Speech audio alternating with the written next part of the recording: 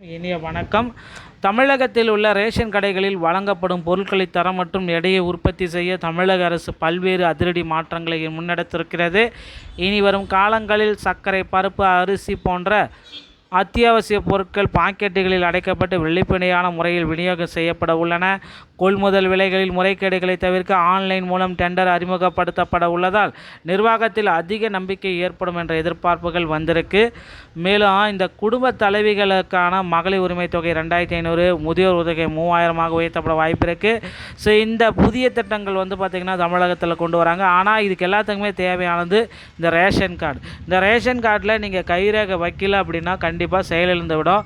Ration கார்டில் கைரேகை வைத்தே ஆக வேண்டும். இதை பற்றின ஒரு முழுமையான தகவலை இந்த ஒரு வீடியோவின் வாயிலாக நாம் இப்பொழுது பார்க்கலாம். நீங்கள் நம்முடைய சேனலில் முதல் முறையாக பார்க்குறீங்க அப்படின்னா மறக்காமல் ஒரு சப்ஸ்கிரைப் அண்ட் பெல்லை கிளிக் பண்ணி வச்சுக்கோங்க. வாங்க வீடியோக்குள்ளே போகலாம். ஸோ வயதானவர்கள் மற்றும் மாற்றுத்திறனாளிகள் இதுவரை பதிவு செய்ய முடியாமல் தவறவிட்டவர்கள் இந்த சிறப்பு முகாம்களை பயன்படுத்தி கொள்ளுமாறு அறிவுறுத்தப்பட்டிருக்கிறதுங்க. விழுப்புரம் மாவட்டத்தில் குடும்ப அட்டைதாரர்கள் இகேஒய்சி கைவிரல் ரேகை பதிவு முகாம் ஆகஸ்ட் 2 அனைத்து நியாய விலை கடைகளிலுமே இது நடக்கும் அப்படின்றத குறிப்பிட்டு சொல்லியிருக்காங்க. இதுவரை பதிவு செய்யாத பொதுமக்கள் இந்த வாய்ப்பை தவறாமல் பயன்படுத்தி கொள்ள வேண்டும் என மாவட்ட ஆட்சித்தலைவர் ஷேக் அப்துல் ரஹ்மான் அவர்கள் குறிப்பிட்டுள்ளாருங்க.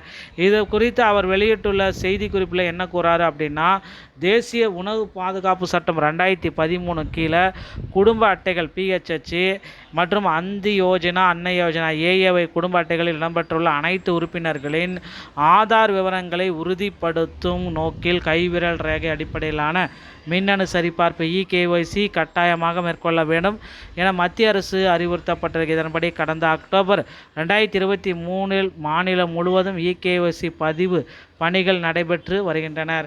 அதன்படி விழுப்புரம் மாவட்டத்தில் இதுவரை இகேஒய்சி கைவிரல் ரேகை பதிவு செய்யாத முன்னுரிமை PHH, அந்தி யோஜனா, அன்ன யோஜனா குடும்ப அட்டைதாரர்கள் மட்டுமின்றி அனைத்து வகை குடும்ப அட்டைதாரர்களும் தங்கள் குடும்ப உறுப்பினர்கள் அனைவருடன் சேர்ந்து 2லேருந்து ஆகஸ்ட் 15க்குள்ளார நீங்கள் சிறப்பு முகாம்கள் நடத்த போகிறாங்க. அங்கே அந்த மாவட்டத்தில் இகேஒய்சி பதிவை நிறைவு செய்து கொள்ளுமாறு கேட்டுக்கொள்ளப்படுகிறது. இந்த சிறப்பு முகாம் வட்டத்தில் உள்ள அனைத்து நியாய விலை கடைகளிலும் காலை 9 மாலை 6 மணி வரை இது நடக்கும். இகேஒய்சி பதிவு செய்யும் பொழுது குடும்ப அட்டையில் இடம்பெற்றுள்ள ஒவ்வொரு உறுப்பினரும் தனித்தனியே கைவிரல் ரேகையை பதிவு செய்யணும் அப்படின்னு சொல்கிறாங்க. மேலும் இந்த குடும்ப உறுப்பினர்கள் வெளியூர், சேலை, கல்வி அல்லது பிற காரணங்களாக வசித்து வந்தாலும் அவர்கள் தாங்கள் தற்பொழுது வசிக்கும் பகுதிக்கு அருகில் உள்ள எந்த நியாய விலை கடைகளும் சென்று இகேஒய்சி கைவிரல் ரேகை பதிவு மேற்கொள்ளலாம் என்றும் இதற்காக சொந்த ஊருக்கு வர வேண்டிய அவசியம் இல்லை என்றும் மாவட்ட ஆட்சித்தலைவர் இந்த தகவலை சொல்லிட்டாருங்க. ரேஷன் பொருட்கள் விநியோகம் தொடர்பான துல்லியமாக பராமரிக்கப்படுவதாக உண்மையான பயனாளிகளுக்கு அரசு நலத்திட்டங்கள் மற்றும் உணவுப் பொருட்கள் தடையின்றி கிடைப்பதை உறுதி செய்வதற்கு இகேஒய்சி மிகவும் முக்கியமாக இருப்பதால் இதுவரை பதிவு செய்யாத அனைத்து குடும்ப அட்டைதாரர்களுக்கும் இந்த சிறப்பு முகாம்களை பயன்படுத்தி பதிவு செஞ்சுக்கோங்க. இகேஒய்சி பதிவை உடனடியாக நிறைவு செய்து கொள்ளுமாறு மாவட்ட ஆட்சித்தலைவர் ஷேக் அப்துல் ரஹ்மான் இந்த தகவலை நமக்கு குறிப்பிட்டாருங்க. ஸோ அதனால் ரேஷன் கடைகளில் இந்த ஆகஸ்ட் 31 கட்டாயமாக நீங்கள் இதை முடிச்சுக்கணும். இந்த ஆதாரம் தான் இது உங்களுக்கு பயனாளிகளுடைய மானிய பொருட்கள் கிடைப்பதை உறுதி செய்யும். இதனால் போலி அட்டைகளை ஒழிக்கவும் அரசு நடவடிக்கைகள் மேற்கொள்ளப்பட்டிருக்கு.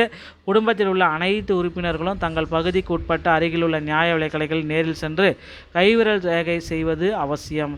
இந்த சரிபார்ப்பை தவறவிட்டால் குறிப்பிட்ட குடும்ப உறுப்பினர் பெயர் நீக்கவோ அல்லது ரேஷன் பொருட்கள் விநியோகம் நிறுத்தப்படவோ, மேலும் மத்திய அரசின் பரிந்துரைப்படி அந்தி யோஜனா, அன்ன யோஜனா அட்டைதாரர்கள் அரிசி வழங்கும் முறையில் மாற்றங்கள் கொண்டு வரப்பட்டுள்ளன. இனி ஒரு நபருக்கு 7 தான், 5 பேர் இருந்தால் 35, அதுக்கு மேலே 6 பேர் இருந்தால் கொடுக்க மாட்டாங்க. அவ்வளோதான், 35க்கு தான் கொடுப்போம் அப்படின்றத தெளிவாக சொல்லிட்டாங்க. மக்களே, இந்த ஒரு வீடியோ பதிவு இதை பற்றி தான் விளக்குகிறது. வீடியோ உங்களுக்கு பிடிச்சிருந்தா நீங்கள் நம்முடைய சேனலோட இணைந்திருக்கேன். மீண்டும் ஒரு நல்ல தகவலோடு நான் உங்களை சந்திக்கிறேன். நன்றி, வணக்கம்.